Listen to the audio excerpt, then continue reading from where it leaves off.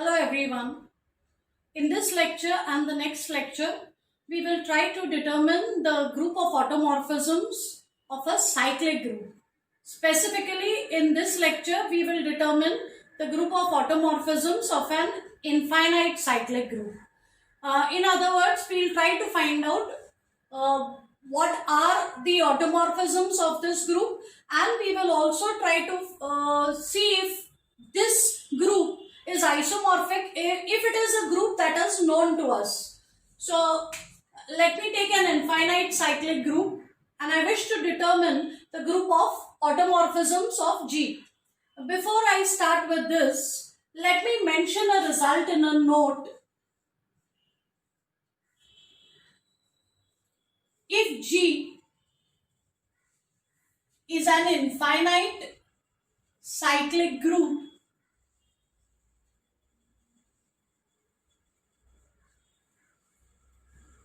generated by an element, say A, then A and A inverse are precisely the generators of G. In an earlier lecture on cyclic groups, I have proved that if A is a generator for a group G, then A inverse is also a generator. This we have proved in the chapter on cyclic groups. Again, I'll leave a link in the description box below. So we have proved that if A is a generator for a cyclic group G, then A inverse is also a generator. This is true for any cyclic group, whether it is infinite or finite. So if G is generated by A, then A inverse will also be a generator for G. However, if the group is infinite in addition, it can be proved that no other element will be a generator. So if G is an infinite group, then it will have precisely two generators, A and A inverse. So it can be proved that if G is infinite, then there will be no third element which will also be a generator of G. This can be proved easily. Do try it out and also try to figure out where exactly do we use the fact that the group is infinite cyclic. Okay, so this is going to be an important result for us in determining this group of automorphisms. So just file away this result and we'll recall it at an appropriate time. So firstly, let G be a cyclic group. If it is cyclic, it has to have some generator. So I take some element A of G as a generator for G, and I am also assuming that this group is infinite. Now if this group is infinite, for a cyclic group, the order of a group is equal to the order of its generator. So in this case, the order of generator will also be infinity. Order of the element A will also be infinity.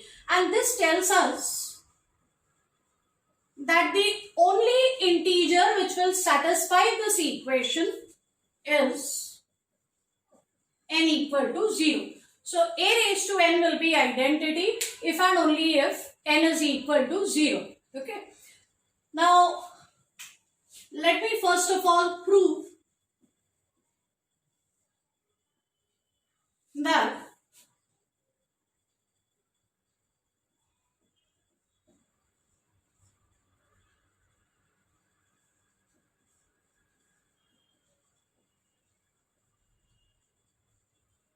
suppose I have a homomorphism from G to G and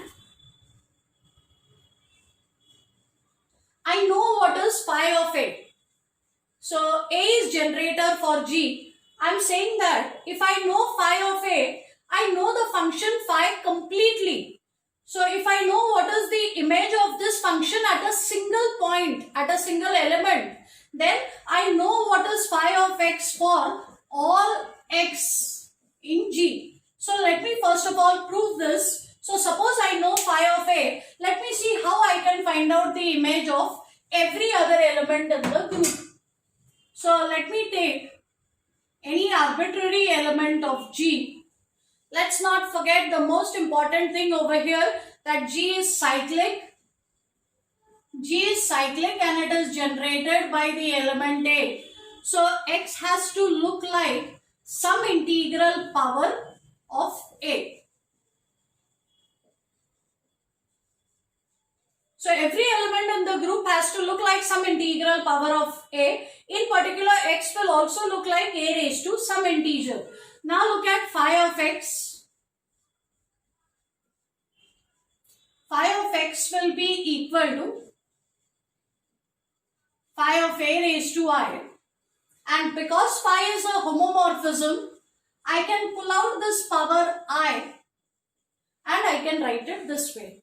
So naturally, if I know what is phi of A, then I know phi of x also. Phi of x is simply phi of A raised to the power I. So if I know what is phi of A, I know the function phi completely. So I don't need to waste time on finding out images of the remaining elements. I just need to focus on finding out what is phi of A. So if I want all possible automorphisms of G, if I want all possible automorphisms of G will be functions from G to G which are 1, 1 onto, as well as homomorphisms. So for all such functions, I just need to determine what is phi of A.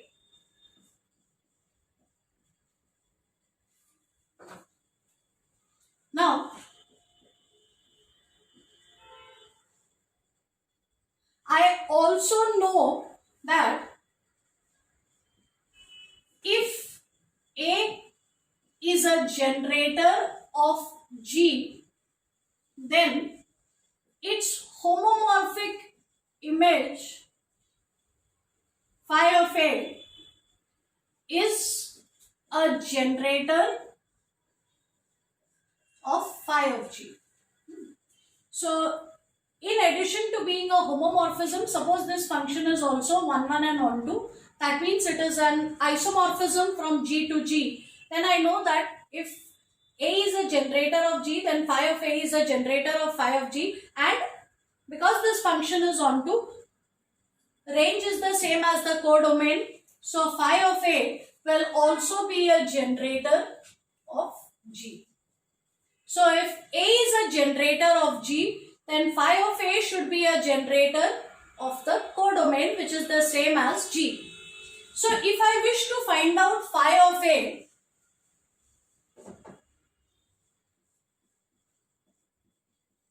I know that phi of A is a generator of G. And recall that at the beginning of the lecture, I mentioned that because G is an infinite cyclic group, it has precisely two generators, A and A inverse. So phi of A is equal to A, or phi of A will be equal to A inverse. So in the first case, if phi of A is A, phi of x will be x for all x in G. That means phi is the identity map. And in the second case, phi of x will be x inverse. So this tells me that phi has to be either this or this. Phi cannot be any other function. So if phi is an automorphism of G, either phi has to be the identity function or it has to be this function which will take every element to its inverse. So I can get at most two automorphisms. So the order of this group will be less than or equal to 2. There is no third automorphism. Either the function will have to be the same as the identity map, or the automorphism will have to be given by this formula. And there is no third automorphism, so the number of automorphisms will be at most 2. Now let me prove that there will be exactly 2 in this case. Now the only way, so one automorphism that I mentioned is this, and the other automorphism that I mentioned is the one which takes every element to its inverse. Now the only way in which this can be less than 2 is if these two elements are one and the same. So let us see if there is any possibility that these two elements are equal. So suppose this is the same as this function. That means I of x is the same as phi of x. Phi is this function which takes every element to its inverse. So that there is no confusion, let me not call this as phi. So x will be equal to x inverse for all x in G. In particular,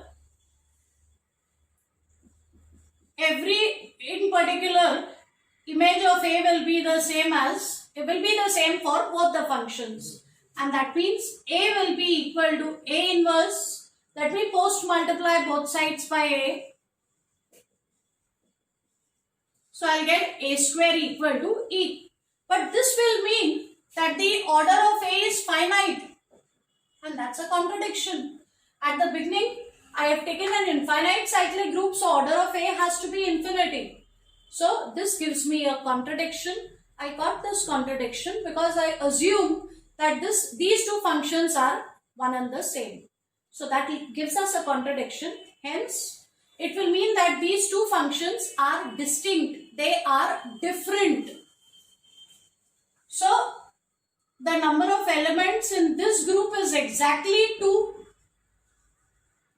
And the elements in this group are precisely these two. This is the identity function which takes every element of G to itself, and this function takes every element of G to the inverse of that element. So this is the group of automorphisms. Notice that it is a group of order 2. 2 is a prime number. So this is a group of prime order.